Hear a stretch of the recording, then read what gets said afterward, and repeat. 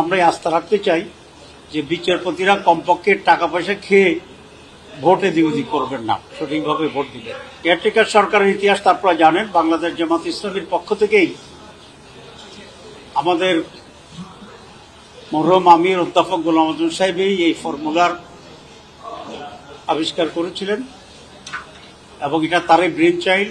পরবর্তী পর্যায়ে এটা একটা জাতীয় ইস্যু ছিল এবং কেয়ারটেকার সরকারের অধীনে ইতিমধ্যে কয়েকটি নির্বাচনও হয়েছে।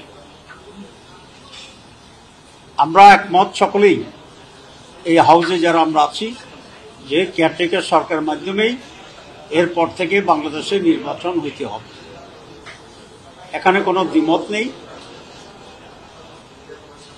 প্রায় 2 দিন এটার উপর আলোচনা হয়েছিল আগে, আজকেও নানা আলোচনাকে অ্যাকোমোডেট করে এবং গতকাল জামাত ইসলামীর পক্ষ থেকে রাত্রেই আমরা একটা নতুন প্রস্তাব দিয়েছিলাম, সেটারও কিছু অংশকে অ্যাকোমোডেট করে কমিশনের পক্ষ থেকে আজকে একটি নতুন প্রস্তাবনা পেশ করা হয়েছে।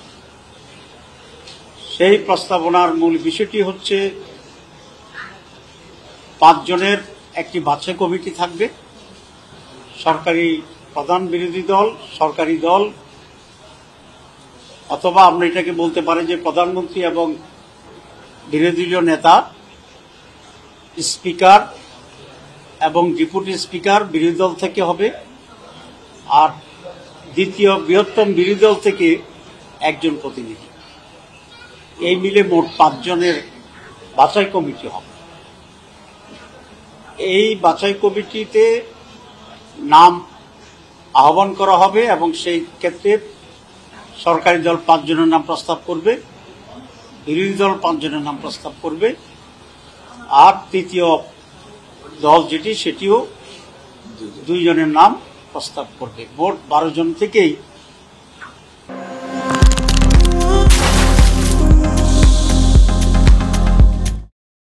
কেয়ারটেকার সরকারের প্রধান কি হবেন সেটা চয়েস করা হবে।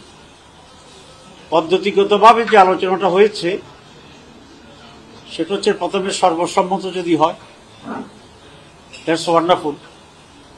যদি সেটা না হয় তাহলে 1-4 এই ভোটে যদি হয় তাহলে সেই হিসাবে এটা স্থিরকৃত হবে। যদি সেটাও না হয় তাহলে একটা র্যাঙ্ক চয়েস যেটাকে বলা হয় প্রেফারেন্সিয়াল ভোট, 1, 2, 3 এইভাবে ভোটের মাধ্যমে হবে।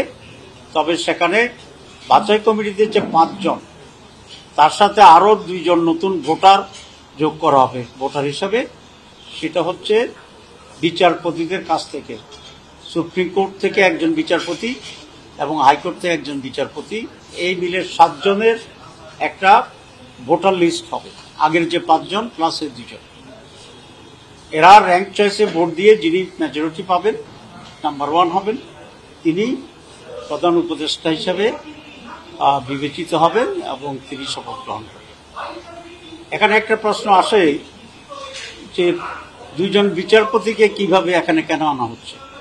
এটা আনা হচ্ছে এই স্পিড থেকে যে 5 জন যদি হয় তাহলে তৃতীয় দল যেটাকে ডিসাইড করবে তারাই এখানে প্রায়োরিটি পেয়ে যাবে এবং ওরা ডিসাইডিং ফ্যাক্টর হয়ে যাবে। তো সে কারণে আরো 2 জনকে ভোটার নিয়োগ করা হচ্ছে যাতে করে একক ডিসাইডিং ফ্যাক্টর হিসাবে কারো অবস্থান না হয়। আর আমরা হর্স ট্রেডিং এর যে আশঙ্কাটা করেছিলাম, বেশি ভোটার হলে বেশি হর্স ট্রেডিং করাটা এটা ডিফিকাল্ট। আর বিচারপতি 2 জন দেওয়া হচ্ছে, সেই জন্য আমরা এটা আশা করি এবং আমরাই আস্থা রাখতে চাই যে বিচারপতিরা কমপক্ষে টাকা পয়সা খেয়ে ভোটে দিউদি করবেন না, সঠিকভাবে ভোট দিবেন। সুতরাং এই পদ্ধতি হচ্ছে আমাদের 3rd পদ্ধতি। এভাবেই আমরা এটার উপরে ঐক্যমত্য পোষণ করেছি। বলা যায় পুরো হাউসে একমত, অ্যাকসেপ্ট বিএনপি যেটা বলতে চেয়েছেন ফরমেশনের ব্যাপারে তাদের কোনো আপত্তি নেই, কিন্তু তারা যেটা বলছেন যে একমত, সবাই যদি একমত হয়ে যায় ভালো, যদি না হয় তাহলে এটাকে আবার পার্লামেন্টে প্রেরণ করা, পার্লামেন্ট একটা পদ্ধতি ডিসাইড করবে।